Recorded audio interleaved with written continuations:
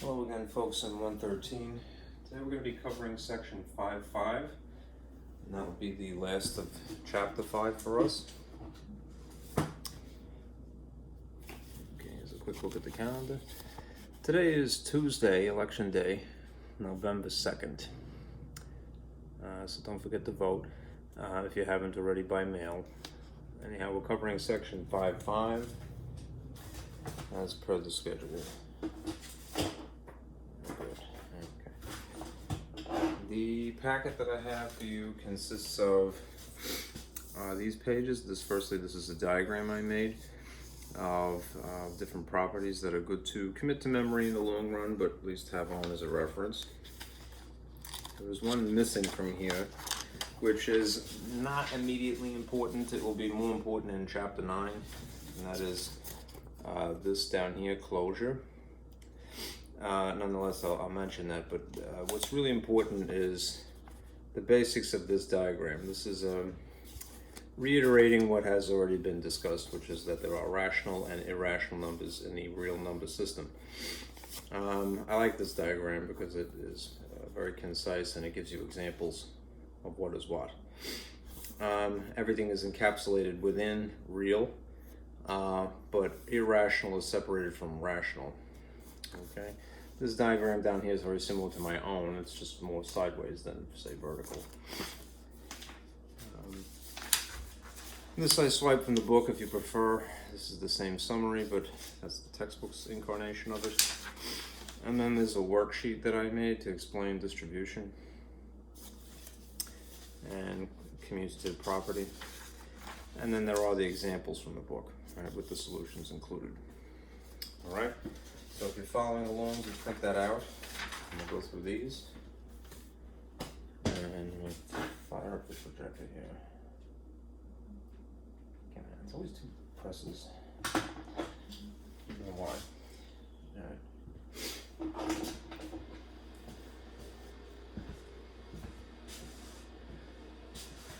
Alright. Scoop that over. Ouch, sorry. That's not too bad. I hate having to do this every time, but I keep moving my card. So I really missed. That should be sufficient. Okay. Now, as I mentioned, this is a diagram that I had made a while ago, and it's the same information as you see basically here, just sort of written sideways. All right, whichever you prefer is fine. All right, just make sure that you can make this distinction. All right, we're not really interested in imaginary numbers, but they do exist as a concept. And were you to take Algebra 2 or pre-calc or beyond that, all right, that would come up. All right, and it's pretty simple. It comes from the idea that, well, if you take a radical of a negative integer, there really isn't an answer to the question, what are the identical factors that make this radicand, the guts of the radical? Because they would have to be different signs in order to accomplish them being negative. Nonetheless, we can conceive of the question, and the way around it is just simply identify it as being I imaginary. Anyhow, you're not responsible for that, but it does exist. Where we are and where we've left off is that we've discussed rational and irrational numbers, and essentially the difference there is that, hey, a rational number is anything that can be written as a fraction, and an irrational number is anything that really can't be. All right? We have made attempts at doing that, pi most famously, right? 22/7 is often given as an approximate for pi, but just realize it's an approximate, it's not the actual thing, right? 22/7 is just an incredibly long repeating decimal. So it's 3.142857 with a bar over all of the digits up to 7, right? From the decimal point forward, right? So 142857, 142857 indefinitely.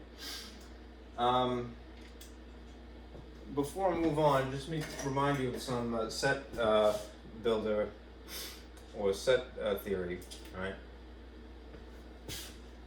The union, which is everything included, of rational and irrational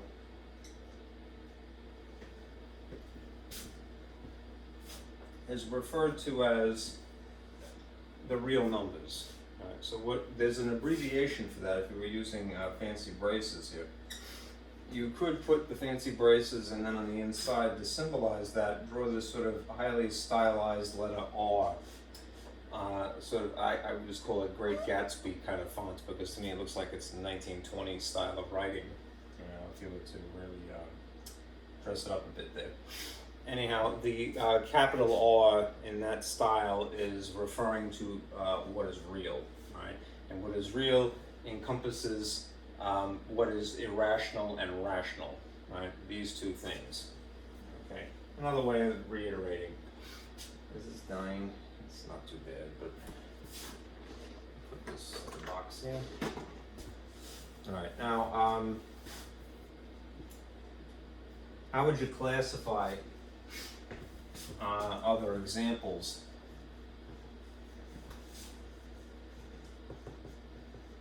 Let me pull up that other diagram, because it might make it a little bit easier for you.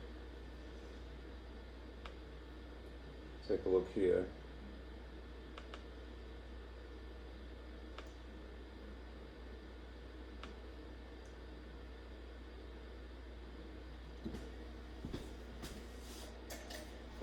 If we had to classify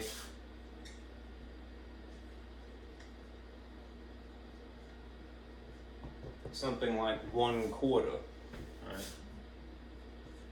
Using these phrases, real, rational, integer, whole, natural, and so forth, what would the number 1/4 or 1/4 be classified as? Right.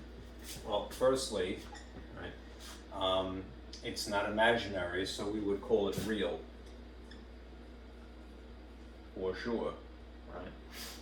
Now, if you analyze the next, the subset of irrational numbers, it is most certainly rational, because it's something that is a fraction. All right. Let's see if it cuts the mustard here. Would it be classified as an integer? All right. Would it be in the subcategory of rationality, which is an integer? No, because even though you could affix a positive or negative to this, what makes something an integer is that it would have to be a whole number, essentially, that is negative, or a whole number that is positive, and also the number 0. Right? That one is usually confusing, right? But do remember that integers are not just the negatives, but it is the subcategory of whole numbers, which includes 0 itself, and then the natural numbers, which are 1, 2, 3, and so forth. Okay, so this is enough of a classification of 1/4. Right. What about something like whole number 3? How would you classify just regular ordinary number 3? Well, it again would be real, and that always sounds silly to me, right? Without our awareness of this other category of being imaginary. But you start with that, right? It is not imaginary, hence it is real. Right? It's not the square root of a negative. It is something that you can disguise as a fraction, right? So therefore it is rational. Is it an integer? Yes. Right? You could make this a positive 3, and therefore it is an integer.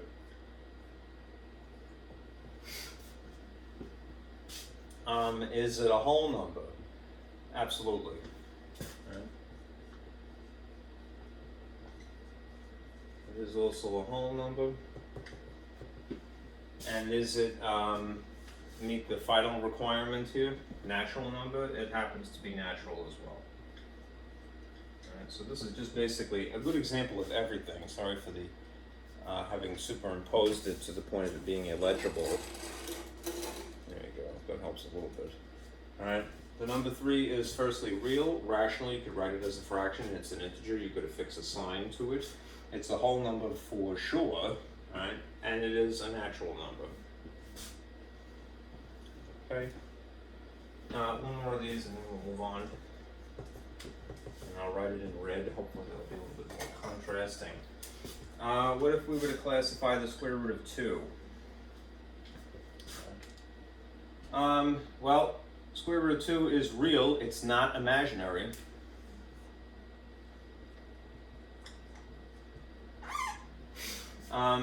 Can you write it in the style of a fraction? I guess technically you can. Because although you wouldn't bother, you can stick a 1 under it, and therefore it is now rational. Right. So that makes it. No, that's not correct. No. Shame on me. Why is it by definition not rational? Right. Because this is a non-terminating, non-repeating decimal. So, shame on me. Gotta have more coffee here, excuse me.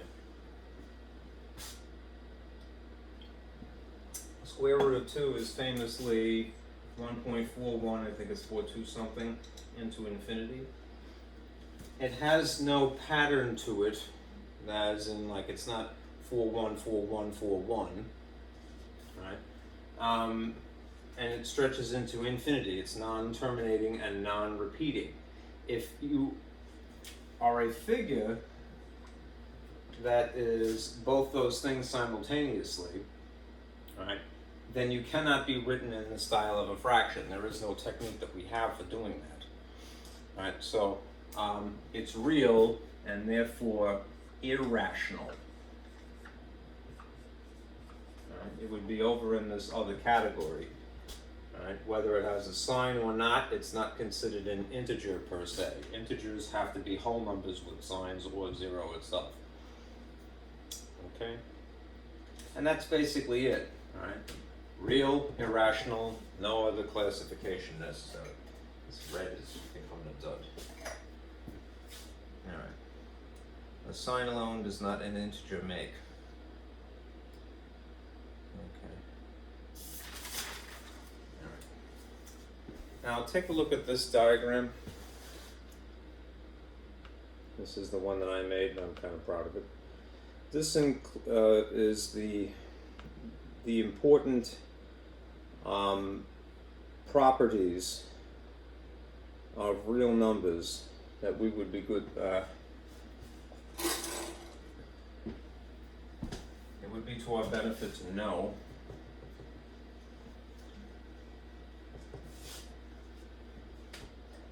Right. And often the models for these, you could put in a number here and here that's distinct. They use A's and B's a lot. And when there's a third number, they would use a C, and so forth. Right? What you're really training your eyes to look at is a pattern. Right? Whenever you see an equals, if it helps you, as it does me, draw a little sort of line of scrimmage here, right, of opposing sides. The pattern that you're supposed to notice in the case of a commutative property is that you have the same figure in this side in the front and this side more or less in the back, right? And then a second figure that is switched with that, right? So what this is basically saying is that whether you have A in front, B behind,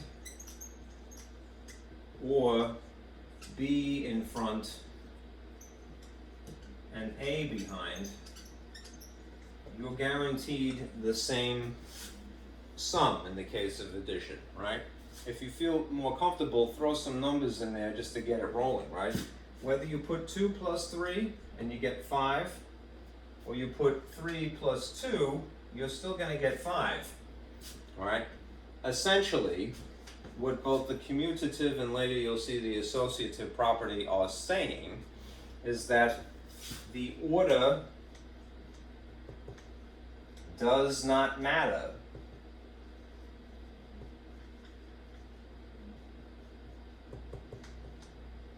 when adding or multiplying. There is a commutative property of addition, and there is similarly a commutative property of multiplication. I had been taught this myself many times all through school, right? I think the first time was probably around 3rd grade.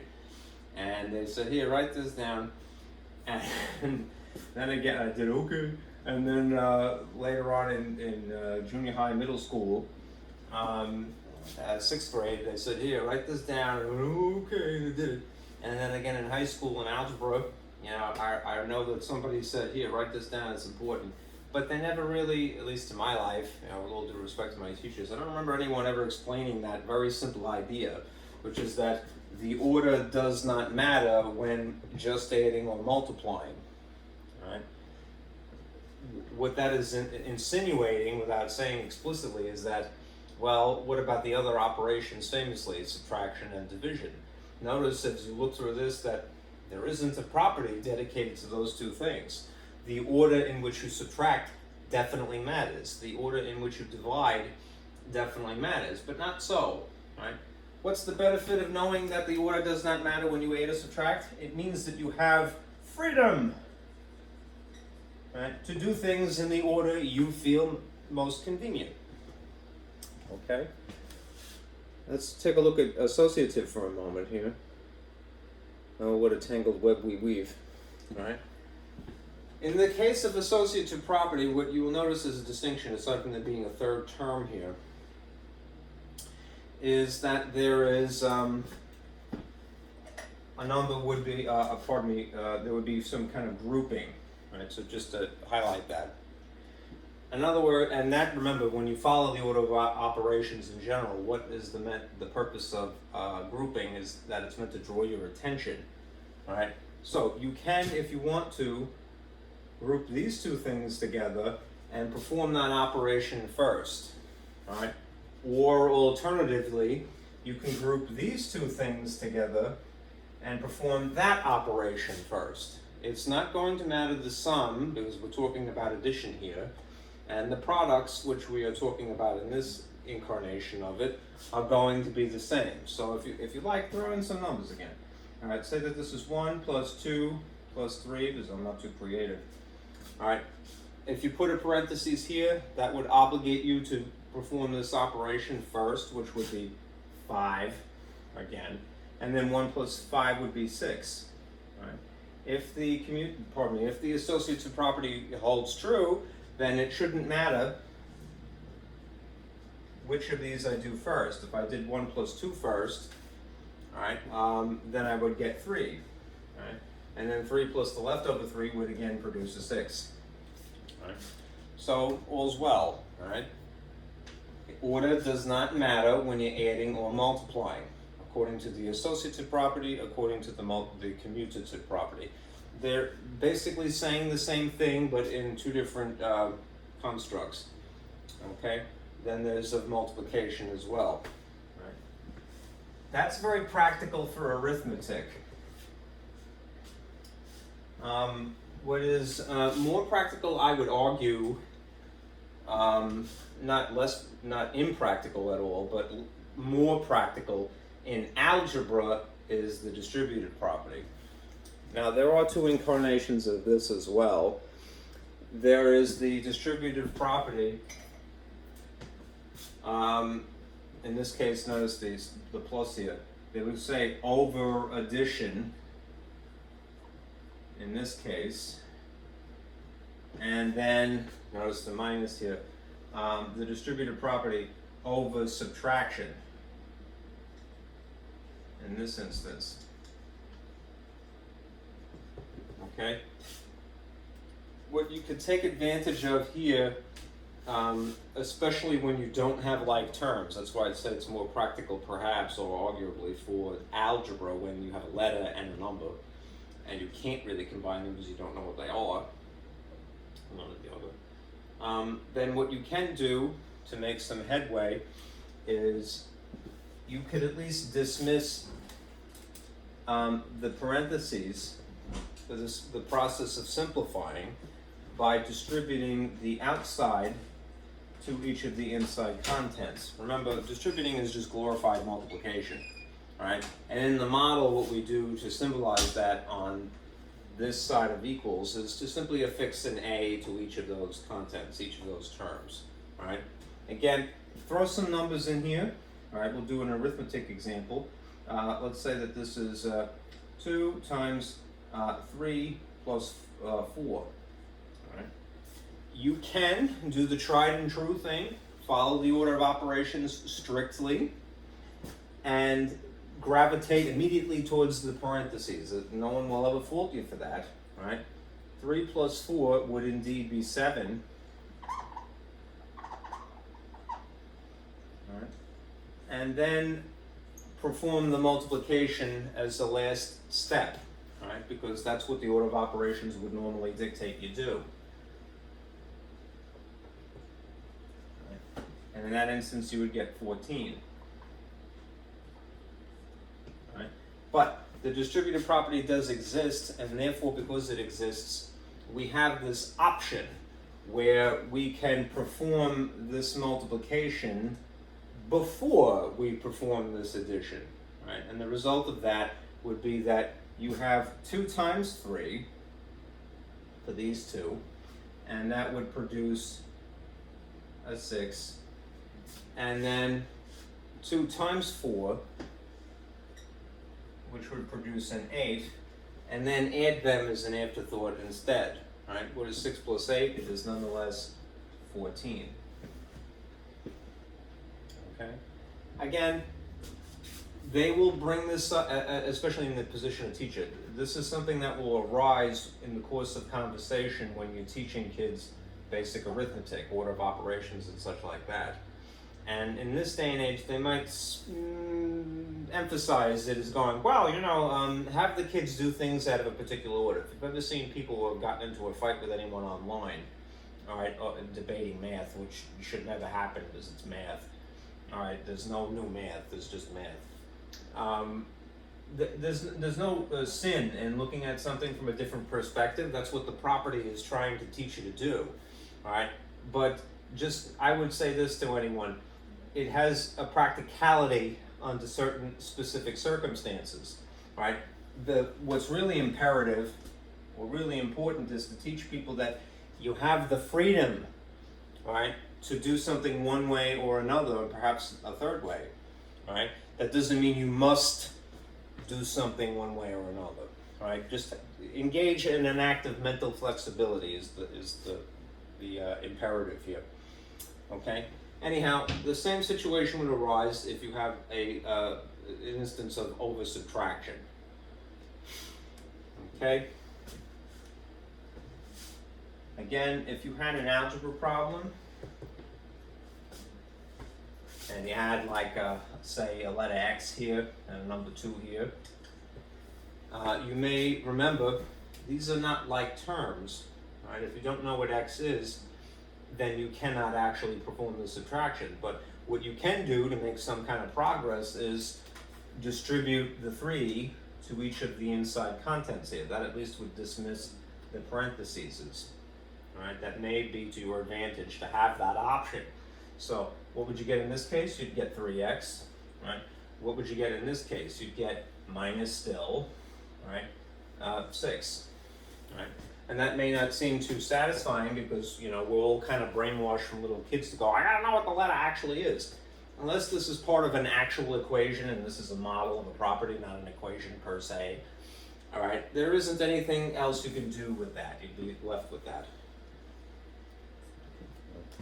Now, these other things you may take for granted, the identity property especially, but the reason they're worth mentioning now is for the same reason, the closure property will be important.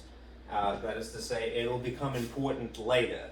In particular, in Chapter 9, we would have to refer back to these, and then these inverse properties as well. So they're definitely something you want to have on hand, right? Whether you have it memorized or you have a reference, right? The identity property of addition is the one that involves 0, right? The identity property of multiplication is the one that involves the number 1, right? Their effect is essentially the same thing, right? In theory, there's the 0 property of addition, and there's the 0 property of multiplication, right? I didn't include them because they really weren't important, at least at this point. Anyhow, A is in anything plus 0 is that anything. Anything, A is in anything times 1 is also that anything, right? Whether it's rational, irrational, or not, all right? You're going to basically preserve the identity of the original figure, whatever it is, all right? If you're adding 0 or multiplying 1, the effects are the same, all right? Now there are, again, this will be important later in Chapter 9, there are inverse properties, right? A plus its opposite self will produce 0, right? A times its reciprocal, and that's worthy of mentioning. This is a reciprocal, or there is another phrase for that. You'll hear this later on. Multiplicative inverse. The multiplicative inverse, sorry if that's a little bit hard to see, is the reciprocal of the original number here. Right? If it happened to be a fraction to begin with, say it was 2/3, then the reciprocal would just be it upside down. Right? Anyhow, you would need a reciprocal to produce 1 in the case of multiplication. You would need an additive inverse in the case of addition, an additive inverse, in order to produce a 0, if that's what you're aiming to do. It's getting a little bit flat too. All right, my markers are dying. All right. Anyhow, that is what is really relevant to us at this stage, right? Save this information for later, right? Now, if you want, let me squeak in. I left a little space here. You can add to this the closure property. I'll try to summarize here.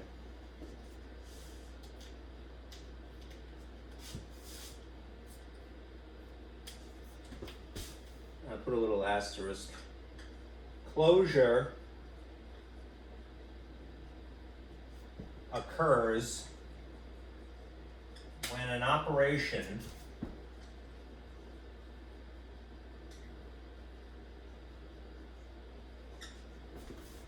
performed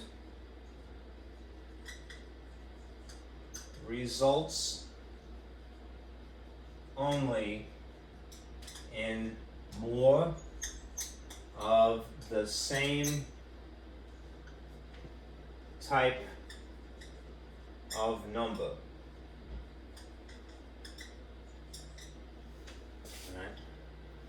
That may be a little bit of a stretch, a bit of pill to swallow, but that is essentially it, right? Let me reiterate. Closure, which is a property, all right, occurs when an operation, which is usually adding or multiplying, not exclusively, right, performed results only in more of the same type of number. Right? Now, there are specific problems you will see forthcoming, especially in Chapter 9, all right, where you test to see if something has closure. Right? It's a little tedious sometimes.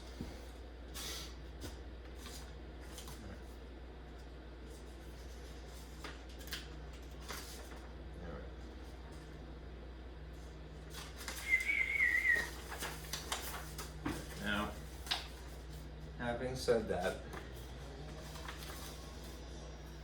me do the following.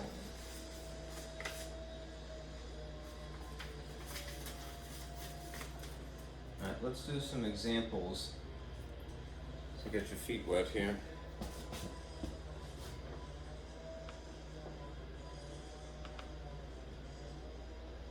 It sounds like my neighbor is chopping up wood or something.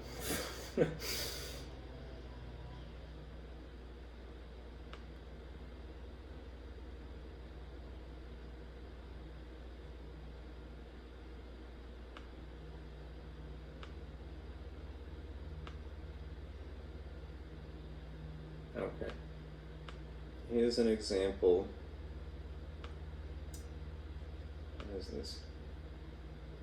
Oh, that's an annoying feature. I just updated to the new operating system and it's being kind of annoying. Anyhow, take a look here. Alright, determine whether the set of whole numbers is closed, that is, it has closure, alright, under the operation. I'm gonna put that back. There you go, that makes it a little bit easier to see, right? Determine whether the set of whole numbers is closed under the operation of multiplication and then the operation of division. So there's two parts to this, A and B. All right. First of all, let's establish what the set of whole numbers would look like. All right. And again, if necessary, all right, refer to this diagram or another. Notice the pink box here. Right. The whole numbers are 0 and anything inside of it, so 1, 2, 3, and so forth. It's a nice diagram, right? If I were to take this and write it in set notation, remember you'll have fancy braces at minimum. It might be good to start with that visual aid. Right? It would start at 0. Remember, natural numbers start at 1, but whole numbers start at 0. And it would be 0, 1, 2, 3, 4, 5, and it would stretch into infinity. So I'm going to put ellipses. All right. And then if we have an operation of multiplication, let's see if this is true. All right. If the basic definition of closure is that closure occurs, i.e. something is closed, right, when an operation performed results only in more of the same type of number. That is to say, to rephrase this question, right, does multiplying any pair of whole numbers result only in more whole numbers? If you multiplied any one of these as a pair, because you would have to, it's a binary operation, right? 0 times 1. Does the end result, the product of that, because it's multiplication, produce more of the same? In this case, it's whole numbers. Looks like it would be, but you could test a few to get to figure out if it's safe. You can't do all of them, of course, but I would do it, at least 3 of them, and perhaps more. Well, if you did 0 times 1, you would indeed get 0. That is a whole number. All right. If you did, let's just say 1 times 2, all right, what would you get? All right, you'd get 2. All right, that is indeed a whole number. All right. If you did 2 times 3, all right, and they don't have to be in numerical order here, but this helps. You get 6, which is indeed a whole number, although I didn't write it. And you could try to mix and match a few. 0 times anything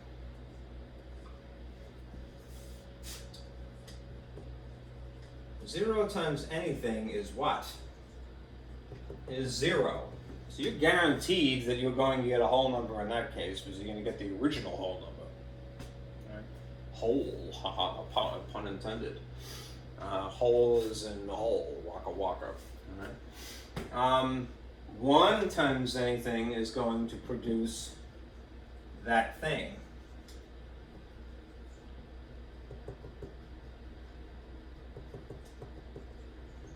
So you're guaranteed in that case. And then it's just a matter of multiplying a couple of these to test it again. 2 times 5 is 10. Is 10 a whole number? Yeah.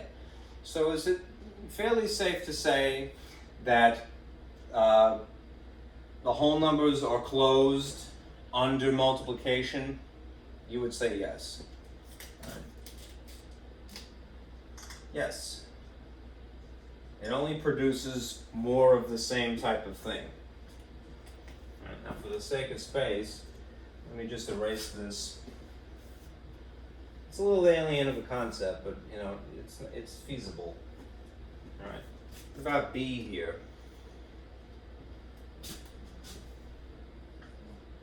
All right, just rephrase the question if it is confusing. There's one thing I want to impart to all of you if you're watching. Don't just settle. All right? I know that we're kind of conditioned from little children when we read something that the textbook is God, all right, or the teacher is God, and that's wrong. And that we should never challenge that. But you know, sometimes things are written poorly on purpose, and sometimes things are written poorly, you know, by accident. All right, well, with less intention. So don't be afraid as an adult in the room to take something that is cryptic and demystify it. All right. So if we're trying to check for closure here, we know that closure occurs when performing an operation only produces more of the same type of thing. Let's apply it to this specific set of circumstances. All right. Does dividing any pair of whole numbers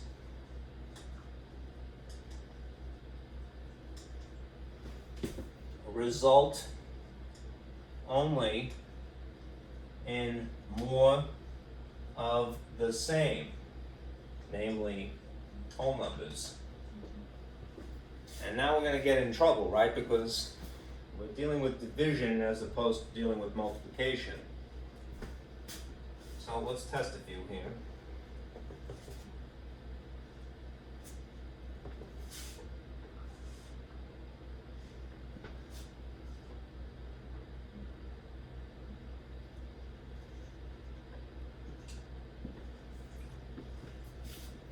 Well, there's a couple of issues to begin with, all right? Namely, if we divide 0 by anything, then yes, you're going to get 0. Well, almost anything, because there is one exception. You can't divide by 0 itself. That is 0, except dividing by 0 itself. So we're already in trouble with that. Right? But let's say that you didn't even check that. Right? Just take any pair and then switch the arrangements. Right?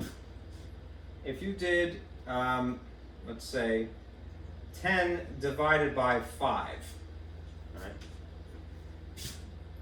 10 divided by 5 is going to be 2, right? 2 is the whole number, so far so good. But what if I had it in a different arrangement? Because you know there's no commutative property, we really should test it, you know? 5 divided by 10, are you going to get 2? Some people, if they feel they lack confidence, which usually is just a matter of experience or not, will go, yeah, that looks familiar. But do remember that in spite of any similarity, what this is going to produce is not 2 as a numerator, but essentially 2 as a denominator ultimately. 5 divided by 10 is a half, right? It is the fraction of 5 over 10, 5/10 simplified, right? Or you could say, you know, 0.5 if you like. Anyhow, the bottom line is that in spite of any similarity, these are not the same numbers, right? There is no commutative property of division. There is for addition, there is for multiplication, but certainly not division and definitely not for subtraction. Meaning the order in which these are written definitely matters, right? 2 is not equal to 0.5, right? 2 is a whole number, 0.5 is certainly not a whole number, it's a decimal number, All right, a terminating decimal, but a decimal nonetheless. All right. So to answer the question, does dividing any pair of whole numbers, and I should say in any order, all right, result only in more of the same, namely whole numbers? The answer to this question is a big fat no. All right. All right. They are not closed. Whole numbers are not closed under the operation of division. So no for this and yes for this. All you need is one example, right, of where the system breaks down. Right? If you can isolate one example, then you could say for certain that no, it is not closed. Right? Sometimes it takes a while to find it.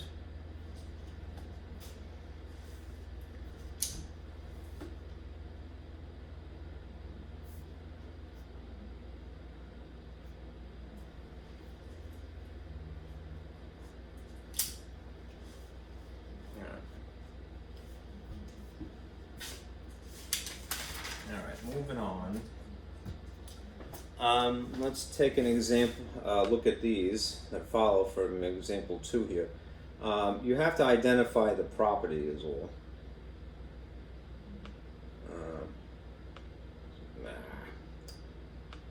Trying to give it the old, why is it doing that? And yeah, I didn't want to do that.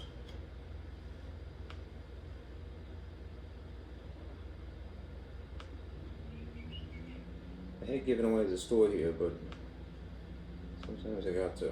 All right, now, example 2 from the handout, which is swiped from your textbook, is to identify properties. And in this case, you're going to be using those from that web sheet, most likely. I'll just write the solution with the answer next to each of these. All right, give you some pointers as to help you identify. All right, is it visible from that distance? It might be a little better zoomed in here. No, not drastically so. Take it easy. Okay. All right. Name the property illustrated. Again, especially with commutative and associative, you're training your eyes to look for a pattern. All right, so there may be different styles of writing the operation. Like, for example, you see there's a multiplication dot here, and then on the opposite side of equals, for comparison's sake, they didn't do that, but you could have if you wanted to. This is essentially x9, and this is 9x, like the old phone company. Anyhow, that is the pattern of being commutative, which is to say that whether you put the x in front, or the 9 in front, or the 9 last, or the x last, you're going to get the same product, the same outcome. So this is the commutative property, namely of multiplication in this case. Over here, you see parentheses. Now, don't just say to yourself, everything that has a parentheses is probably the associative property. They sometimes try to trick you like that. You'll notice a little bit later on. All right, it is something that is kind of a signal, all right, but what would be more helpful is when you see 3 distinct things, and then if you examine the contents of the parentheses, the groups, that they are slightly different. They have one thing in the common and one thing different. So if you examine the grouping here, it's x plus 3. If you examine the grouping here, it's 3 plus 7. This is probably associative. All right. What is the operation of addition as opposed to multiplication? All right. The bottom line is that you're going to get x plus 10 no matter what, or 10 plus x if you like it arranged differently. All right. Now over here, if you look at C, you see 1 parentheses exclusively, and then you see on the opposite side no parentheses at all. All right, but what you do see is the outside element here, 3, distributed to each of the contents of the parentheses. So when you have something like this, this is the distributive property of multiplication over addition specifically, but it's probably sufficient to say, well, it's distributive property because you've distributed the 3. Each of the things got a 3, like the people who stand on the corner and give you out leaflets, all right, in New York. Now, be careful, right? Over here you might go, that looks like commutative property, but not necessarily, all right? Or associative for that matter, all right? Inside here you see 3y, right? If you wanted to expand it, it would be 3 times y with a dot. And on the opposite side, it's a 5 and a 3. So the contents have changed, albeit slightly. And this is an example of associative as a result. Right? It's associative property of multiplication because everything is bunched together. And remember, an alternative way of implying multiplication is writing things kind of bunched together like that, with or without parentheses. Right? The only thing, they have one thing in common, a 3 on each side, and then the other of the 3 things is its buddy on the inside. All right, so that's associative. Over here, you have a grouping of 2w and then a 6, and then you notice that the 6 is in front and then the 2w is behind it. Now, this does entail or involve three parts, if you will, but when they're encapsulated like this, you can kind of think of them as being their own thing.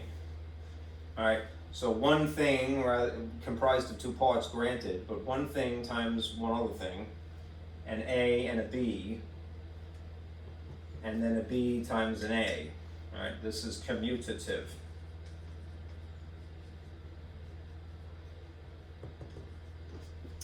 All right, and then lastly, 3 distinct parts again. All right, but this is a trick. If you examine the contents of the group, z plus 4, on this side of equals, and then look at them on the opposite side of equals, notice that they're the same contents. There's still a z and a 4. All right. What's different about them is that they switched position. All right. So what is actually going on here is that this is commutative.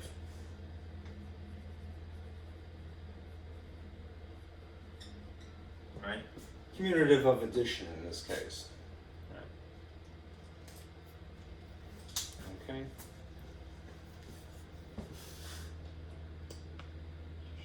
Right. So what should you have overall? Commutative, associative, distributive. Associative, commutative, and commutative. Okay? Alright, good. Alright, let me zip on out of here now. We'll move on. Alright, try a couple of these other examples.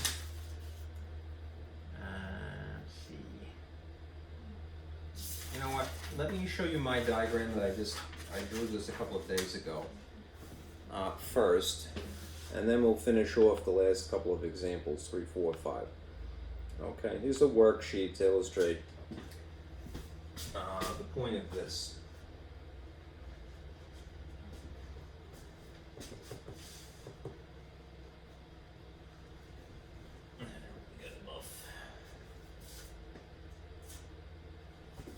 Is that visible? Looks like it's okay.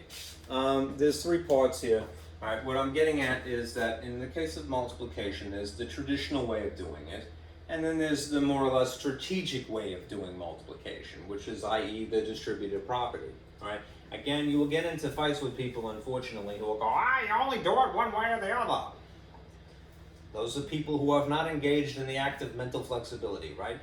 We should never be content with doing things exclusively one way or another, right? More skills is always a better situation, all right? So don't teach your children to be closed-minded, all right? Reinforce the traditional way of doing something for sure, but once they've gotten that, introduce them to a more strategic way, all right? Because sometimes that's more efficient, all right? Mental flexibility. This is the goal. Right? Anyhow, take a look at the traditional way of multiplying something. All right? You yourself may not have been taught this, all right? But I want to illustrate now and also make a speech. When we teach little kids how to form their letters, we give them special paper, right? We say, here kid, right? Here's a piece of loose leaf with 2 solid lines, and in between them a dashed line. We do this for the sake of teaching them how to construct things by hand. So your capital letters go up between the solid lines, and your lowercase letters go between the dashed line and the bottom solid line, right? We give them special paper when we're teaching them how to write letters. We don't do that in the United States, foolishly, when it comes to teaching them math. And my speech that I'd like to impart to you is this. We ought to give them special paper when we're teaching them math in the same way that we give them special paper when we're teaching them letters. Because what is the reason that a person who's a little kid makes a mistake? All right? They have a calculator. They could figure something out if they needed to with the machine. And they unfortunately may tend to do that more than anything else, which is defeating the whole point of the subject. All right? If you give them loose leaf paper, all right, and your district, your boss, whoever is in charge may go, I'm not going to do that, it's old fashioned, all right? You know, just nod and then do the right thing, all right? If you give them graph paper, what you're giving them is essentially scaffolding, all right? You know how when you taught the color, they say stay within the lines, all right? You know, and you learn to be a little bit more precise with your hands that way. Well, give them that tool, all right, when they're learning to do their math, at least in the traditional way, which is sort of vertically rather than horizontally, all right? What were you taught to do? Well, if you're given something like 11 times 102, for example, all right, what we were taught to do in the old days was to put the longer number. It doesn't have to be a greater value, really, because it could be a decimal, all right? But you take the longer thing and you put it on the top, and then you put 1 digit in each of these boxes, right? As anal retentive and cuckoo as that may seem, and then you align everything on the right side. Right, so humor me, and then we'll do it the other way momentarily. Notice that I have drawn this onto some graph paper because I want to illustrate this point, right? All right, so what are you doing? You're distributing without really consciously thinking about it. You're introducing the bottom thing to each of the top things systematically, and then writing the results anal retentively in the boxes here. All right, so what would it end up looking like? Well, you do 2 times 1, and you would produce a 2 here, right? And then you would distribute 1 to the 0, right? And you would get a 0 here. And then you would do 1 to 1, which would be 102, of course. All right? Then when you get to the second figure, what you're supposed to do is basically make a placeholder here. Now what I was taught to do myself was to put a 0 here, and that's correct, or sometimes people tend to leave it blank, right? What I like to do, just not to confuse it with any of my actual products that are unfurling here, is do draw a circle to fill the void, but kind of put an X in it as well, right? Meaning that it wasn't a figure that resulted, from doing this work. All right, now you continue. If you continue distributing, now this number to this number, 1 times 2 is 2, of course, and then distribute to this number, that's 0 again, and then 1 times 1, just don't look, it's 1, right? Now, if there was a third figure here, and there isn't, then you would put 2 placeholders, all right? And everything would be inching a little bit towards the left, right? Each layer, if you will. All right. Now, having done the multiplication, I'm going to put this bar here, equals, and remind myself that I have to add. Right? And then, because you're doing addition, it is imperative that your places line up. That is, again, the purpose of the scaffolding. It may sound I'm being anal retentive, But you have to sort of teach that skill to people, all right? Kids don't come out of the womb going, yeah, I'm gonna put things in little boxes, right? But they need that structure, right? Neatness helps. When you have neat handwriting, your thoughts are more clear, all right? When you're performing arithmetic and you could physically write something in a neat way, you're less likely to make a mistake, all right? So teach them that, even if you were not yourself, all right? 2 plus 0 is 2, right? 0 plus 2 is 2, 1 plus 0 is 1, and then 1 is just left over here. Now in the United States, what we do is we use decimal points on the very far end here, the ones place, and then there would be the tenths place. And then we group things in sets of 3, so there would in theory be a comma. Anyhow, the number is 1,122, right? That's tried and true traditional method, and it should not be thrown out, even in spite of the fact that we all have a cell phone that comes with a calculator, or we could buy one, all right? This is an imperative skill in the subject of math. The fundamental technique is imperative because everything that follows is based upon that. So we cannot skip that. You may not think as a person who teaches elementary education that, well, it's not that complicated, it's not that important. No, there is nothing more important, all right, than basic arithmetic, believe it or not. There are plenty of people who think very highly of themselves and go like, I can't be bothered teaching something like that. But if you took the time and you made sure that this was rock solid, this foundational information, all right, any kid would be fine, all right, in a more complicated level of math. Why? Because they'd have the experience, and the experience would beget the confidence, all right? So don't gloss over that, all right? Teach clarity, all right? Emphasize clarity. Now, here's the alternative that is relevant to us. A more strategic use, all right, of multiplication, namely the distributive property.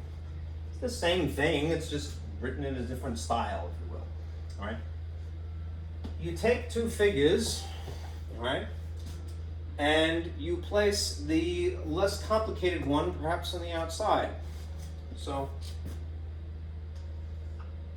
you put the 11 here, all right, and then what you try to do is conceive of this amount as a sum. What I really should have done when I drew this was to draw exactly what I'm drawing now, which is sort of this caliper to go that you're going to try to break up this second figure into conveniently smaller parts, namely its places. Break into round numbers if you can help it. All right, so what would work? What might come to mind, and I think black might show up a little easier here, is to make this 11 as it was, and then group together, because we know that we have that option, the 102 as a sum. Now in theory, you could use it as a difference as well, but adding is arguably easier. There's lots of different things that could add up together, so the sum of 102 is a pair, right? But let's try to break it into round numbers, places, right? So let's make that 100 perhaps, and then just, say a 2 here, right? Because we are aware of the distributive property, the option that we have is to, rather than add these things, even though we did that part in our head, all right, distribute the outside content to each of the inside content. The hard part of doing this exercise is taking this and deciding what would be convenient to write here as a group, all right? Now, why is it arguably more strategic to do it this way? Because what you're left with is something that's pretty easy to do mentally rather than, a lot of it on paper, all right? Not to absolve a person of that skill, because that is imperative, right? What is 11 times 1? 11, right? What's 11 times 1 with 2 extra zeros attached to it? 1100, right? What is 11 times 2, right? If you know your multiplication tables by heart, and you should, all right? then it's just 22. Right? And then when you add, remember, one thing that is important, especially for decimal addition, is that you must align the places. Right? So again, graph paper would ultimately be to your advantage here as well. All right, 0 plus 2 is 2. 0 plus 2 is 2. 1 carried down is 1. 1 carried down is 1.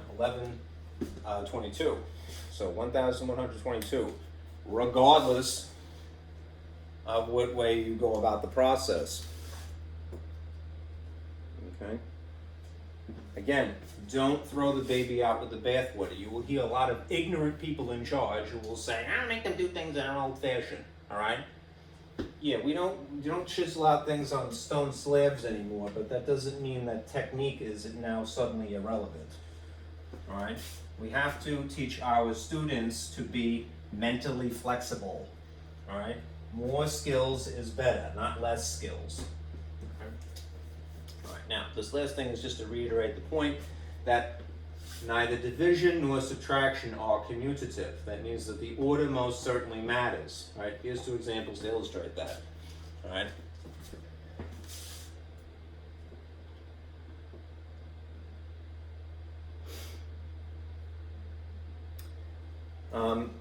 Notice that if you put the 3 in front and the 2 that follows it, what would you get? You would get 1, right, as a result. 3 minus 2 is just simply 1. But what if you rearrange them? Right? What if you put the 2 in front and then minus 3? You would, in the case of subtraction, produce the same digit. Right? Remember, if it's 1 positive and it's 1 negative, then you do indeed subtract according to rules for integers. All right? You will get the digit 1, but the sign will match the larger figure. Right? Now, these look suspiciously similar, right? 1 does look like negative 1, but are they equal? I think people, especially inexperienced people, will kind of jump the gun and go, yeah, they're the same. But remember, we are aware of an expanded universe here. Positive 1 sits on the right side of 0, and negative 1 sits on the left side of 0. Are these the same location? Well, positive 1 would be here, and negative 1 would be here. These are not equal in spite of their similarity. Right? And since they do not produce the same result, they are not commutative. Right? Meaning order certainly matters when you're subtracting. Right? What about division? I did this before, but to reiterate. If you put 10 in front and you divide by 5, you will get simply 2. If you put 5 in front and you divide by 10, ultimately you will get 1/2, which again might look suspiciously similar because there's a 2 involved, at least if you simplify the fraction. But they're not the same number. All right? Here's a number line to illustrate. Here's 0, here's 1/2, which is before the number 1, and here's the number 2. 1/2 would be here, positive 1/2, then 1 whole, and then a little bit further down the pike, whole number 2. Are these the same thing? They're not the same location, therefore they're not equal. Right? In spite of their similarity, all right, division is not commutative. Right? All right? Meaning that the order most certainly matters. All right? Don't make that mistake. All right. Now let's finish up those examples.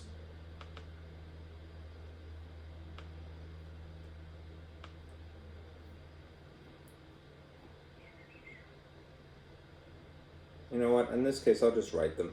I'm going to take what are example 3, 4, and 5 and then just draw them on the board here without the projector because it's cumbersome at this point. Turn this off.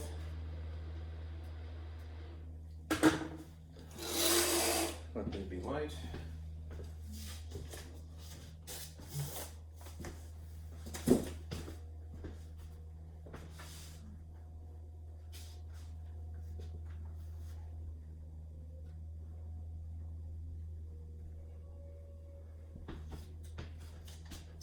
And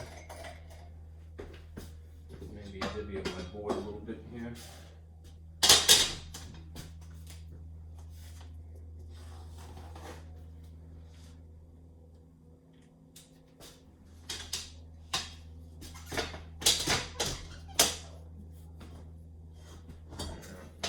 would be to hold it, so.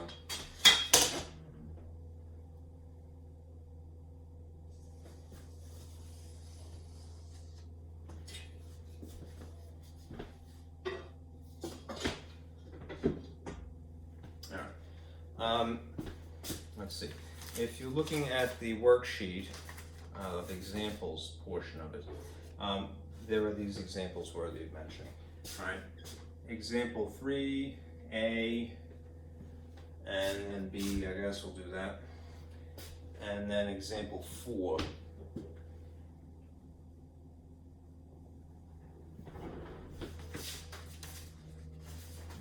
think that was all, right?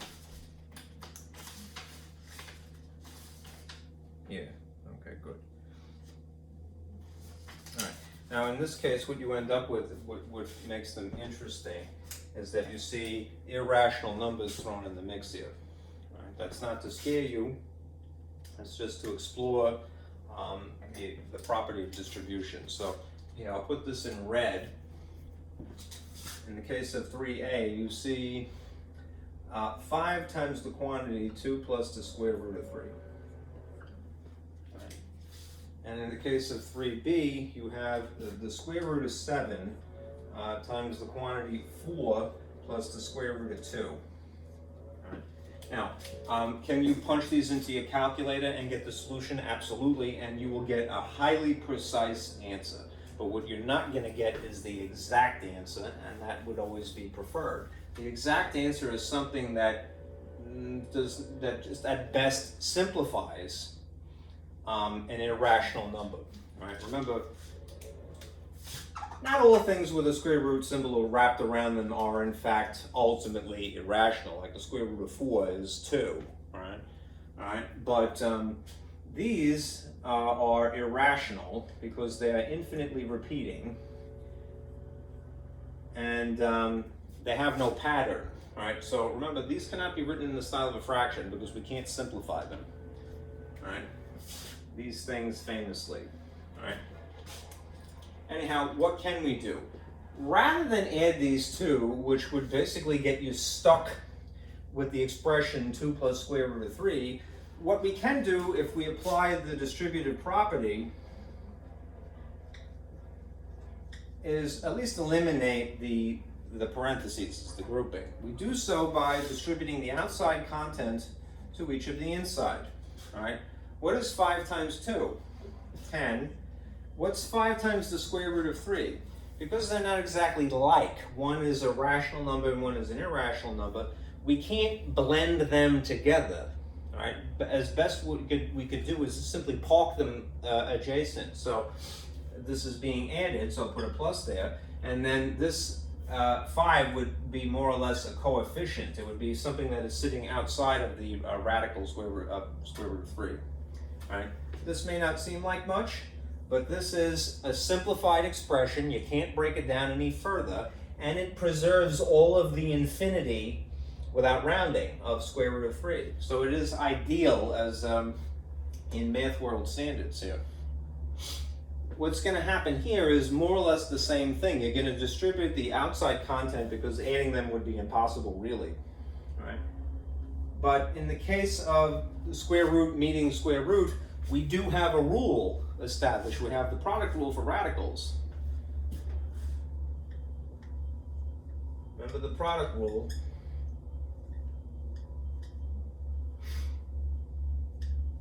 Two things independently can be blended back together. That's more or less the product rule in reverse. All right, so 4, regular 4 times square root of 7, you put as a matter of good etiquette, sort of pinky in the air, sipping tea with manners, you put the regular ordinary number, the rational number, in the front, sort of like a coefficient. And then you just leave square root of 7. If you can't factor square root of 7 and you really can't into something less ugly, then leave it alone. This is sufficient. Right? Now, when you distribute square root of 7 to something that coincidentally is square root, all right, the product rule for radicals from section 5.4 can now be brought back into play here. You can, if it is to your advantage, blend them together. Right? What is 7 times 2? 14. Right? Then as an afterthought, do check it. It's not going to happen in this case, but if you would, maybe there is some option, all right? If you consider for a moment factors of 14, it would be 1 and 14 and 2 and 7. If there's a perfect square in any of here other than the number 1 itself, then maybe it could be simplified. It's not going to happen. You're stuck with what you got here. All right? But what have we accomplished? Well, we've eliminated these parentheses. That's the point, really. That's the practicality of it. All right, example 4.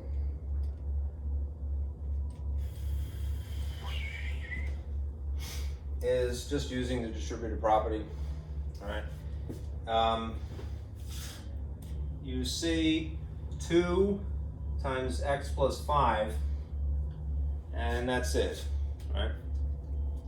Again, this is more or less the ideal usage of distributive property in algebra world, where there is a letter and a number involved. Because in that case, even though you have the option of adding first or multiplying first, you really can't do anything because they're not like terms. So the best that you can do is introduce the outside to each of the insides to eliminate the parentheses. What is the abbreviation for 2 times x? It's simply 2x. What is the outcome of 2 times 5? It's simply 10. And that would be an alternative way of writing what is in blue here. Okay?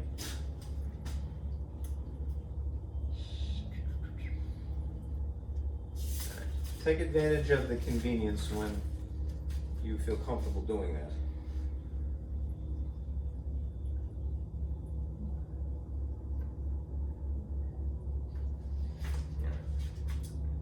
I think that's it, and I'll leave it at that. Just to remind you, the new batch of homework has been up for a while now.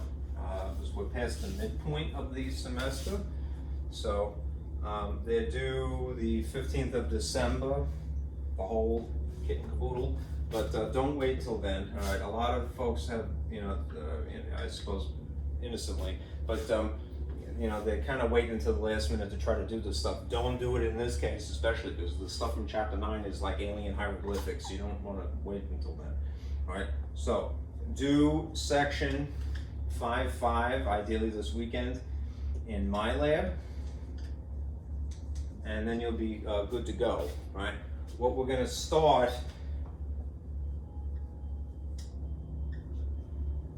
is chapter 9 on this Thursday, all right? And this, that's why I mentioned closure and some of those other properties, all right? Because it's not difficult, but it is not familiar. All right, so you want to get the easy stuff out of the way before you broach the alien hieroglyphics. Okay, so do section 5.5 and you'll be good to go. All right. Thank you guys for sticking with me. I will see you again on Thursday. Go vote.